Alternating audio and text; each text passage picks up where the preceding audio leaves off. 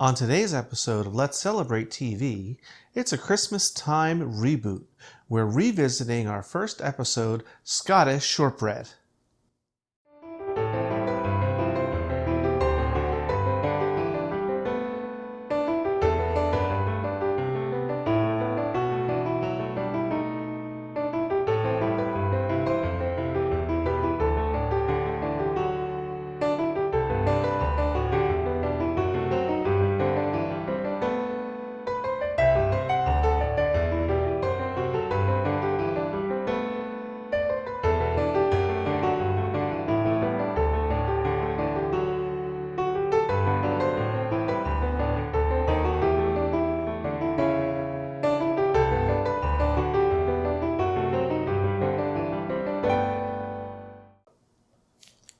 Hello, welcome to today's episode of Let's Celebrate TV.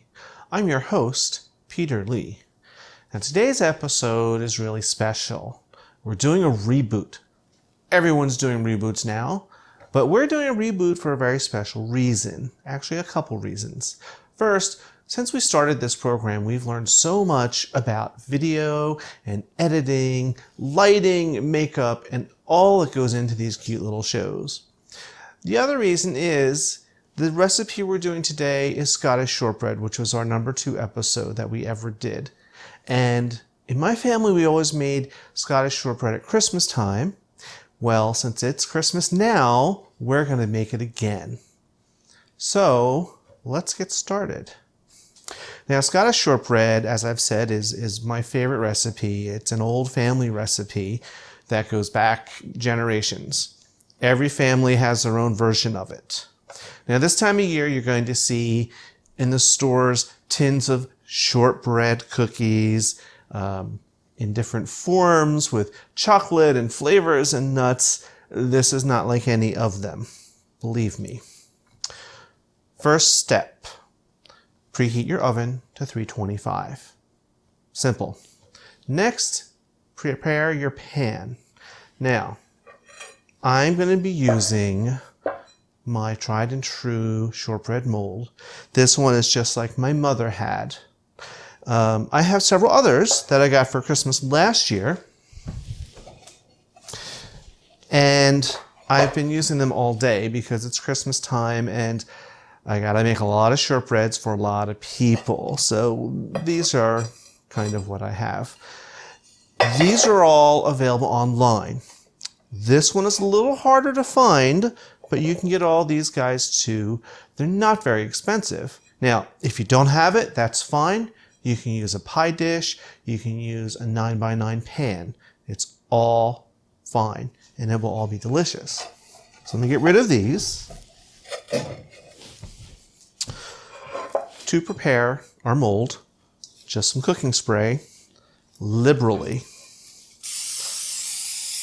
in all the nooks and crannies. And we're going to put that aside. Now, first ingredient, and if you saw the first episode, you know this, but if you haven't, this recipe is the easiest thing ever. I'm not a baker, but I can bake this one.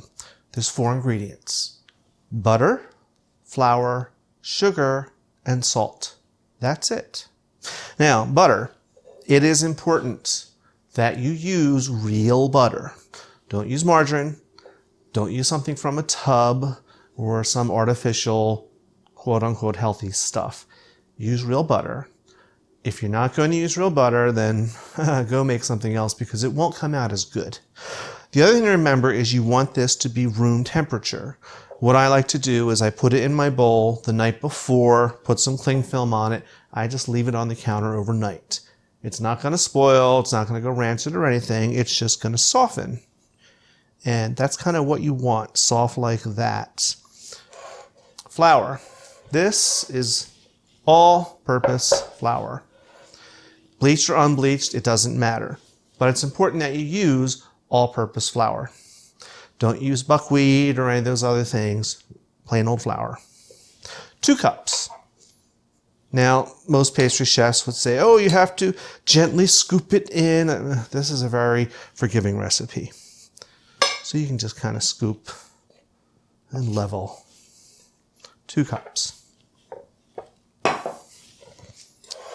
Next is confectioner's sugar. This is 3/4 cup of confectioner's sugar. Now you can use regular sugar. A lot of recipes call for it. I prefer the confectioner's sugar because it's a similar texture as the flour. It's all going to blend with the butter a lot easier and more evenly.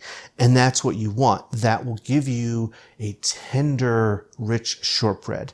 If you use other regular sugar, or if your butter is a little too cold, you're going to get a flaky, dense shortbread, and that's not what you want. The other ingredient is salt. Large pinch. Because I'm using salted butter today, if you're using unsalted butter, you probably want to do like 1/8 teaspoon, but not very much. This just really enhances the sweetness and kind of rounds everything out. Now, here's the fun part. Impeccably clean hands are your best kitchen tool. And here we go. I'm just going to mix this all together with my hand. Now I'm going to try and channel my mother, as I always do when I make shortbread, and just use one hand.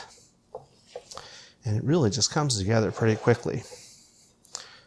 Now, as I said, I've been baking these all day. It's Christmas time. Last night, my son and his wife and our granddaughter were over, and he already put in his orders. And our neighbors are all going to want shortbreads for Christmas. And I keep telling them, guys, watch the episode. You can make it yourself. But they all say, it's not the same unless you make it. So it's Christmas. So I'll make it for them. I mean, it's simple. Just bring it all together. You can, if you wanted, you could do this in a stand mixer or even in a food processor. But I really wouldn't, because my fear would be that that's going to work the flour too much. It'll develop the glutens in the flour, and then you're going to have a tough shortbread. And that's not what you want. You want a tender, melt in your mouth shortbread. Now too, if I were really channeling my mother, I'd have an ice cold martini sitting next to me.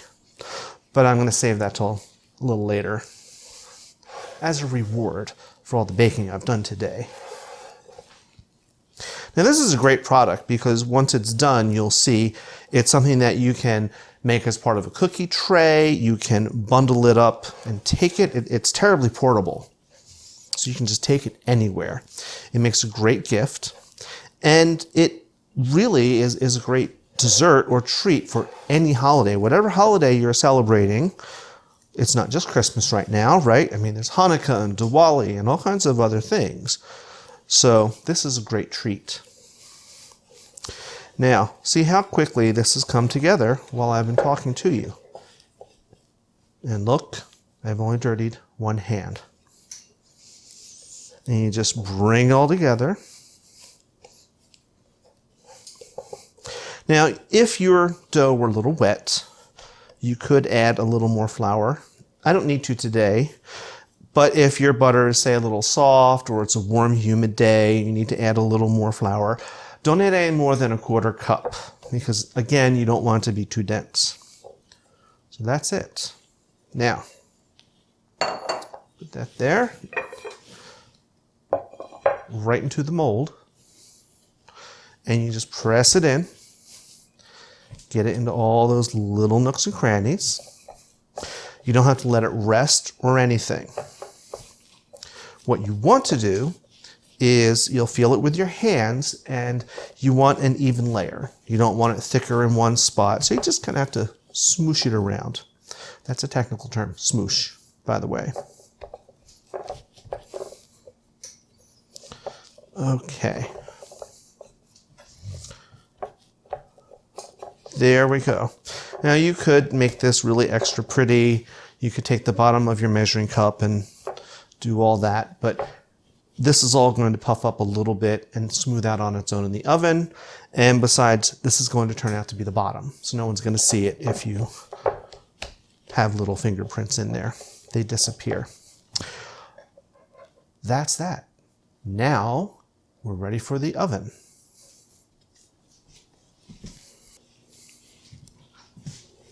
Okay, 325 degree oven.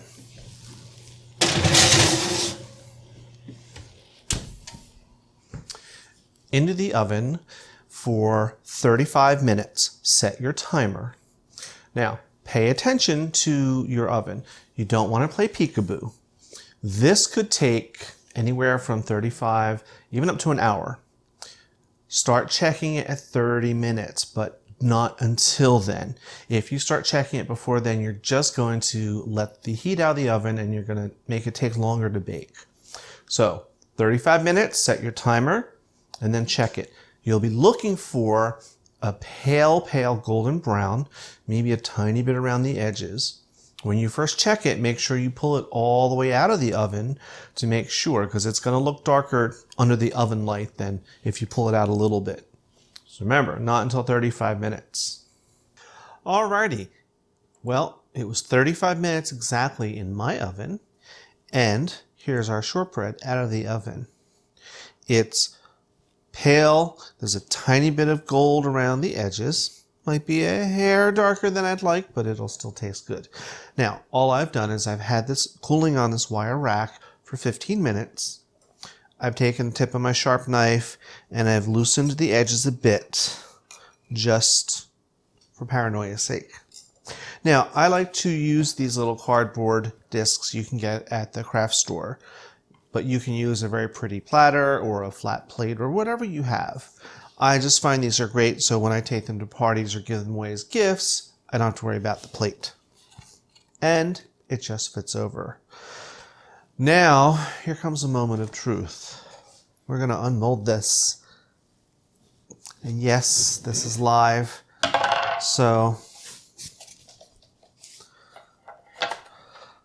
let's say a prayer that some Christmas elf helps me unmold this. Ah. That's a nice Christmas present. Look at that. That is perfection. Now, we want to cut this while it's still warm. Nice sharp knife. This particular mold has 8 wedges, and then I'm going to cut them each wedge in half. So I'll get 16 pieces out of this. My mother had some fancy way of getting even more pieces out of it than that, but since I don't have 5 kids to feed with this, I'll just do the 16 pieces. Because really, a very full-size wedge of this is a lot of shortbread to eat in one sitting. And by cutting it warm, it's less likely to crumble. If you wait until it's cold, it's just going to crumble and you'll be a little unhappy. Now, it could be, I was very worried that it might have stuck. And the reality is, that happens sometimes. It sticks. Maybe you didn't spray it well enough, or maybe it cooked not quite long enough. Lots of reasons it could stick. You know what? It's not the end of the world. It will still taste delicious. And if it does stick and fall apart, Christmas won't be ruined. It's okay. You can always make another one because they're just that easy to make. Alrighty, almost there. Now, it's all cut. We're just going to let this cool completely before we serve it because warm shortbread is really not that tasty. But room temperature shortbread is delicious. So now here comes my favorite part of the day when we go to taste it. Okay, here we are at the tasting. Now we have 3 shortbreads. These are just 3 of the many that I baked today, but using 3 different molds. This one is more of an octagon shape. These 2 are very similar. They're round and they have a heart design on them. This is, of course, my original tried and true shortbread mold. So let's get to tasting.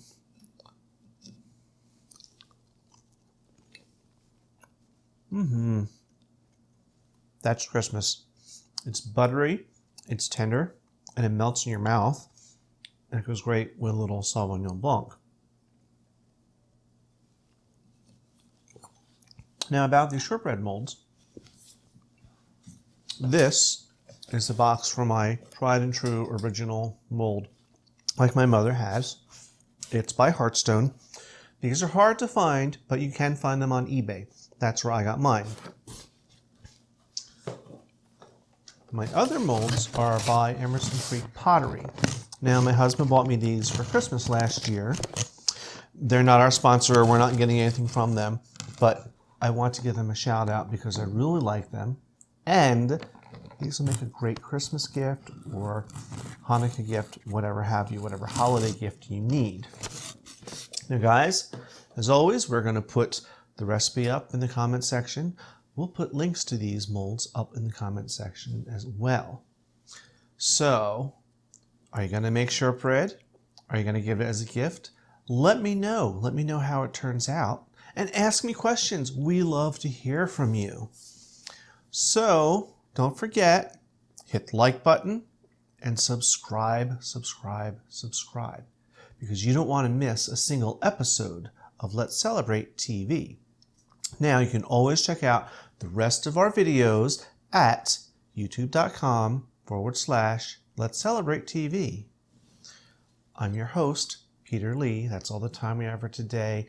Thanks for joining us. Happy holidays. Cheers.